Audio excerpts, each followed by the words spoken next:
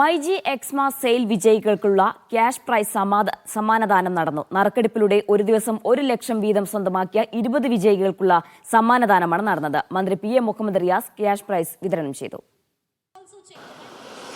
Pottammal myG future ഷോറൂമിൽ നടന്ന ചടങ്ങിൽ 20 പേർക്കാണ് 1 ലക്ഷം രൂപ സമ്മാനം കൈമാറിയത്.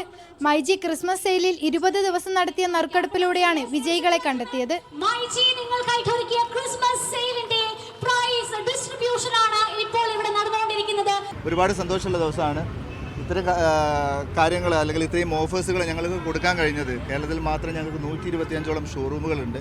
കസ്റ്റമേഴ്സിൻ്റെ വലിയൊരു പിന്തുണ ഞങ്ങൾക്കുണ്ട്.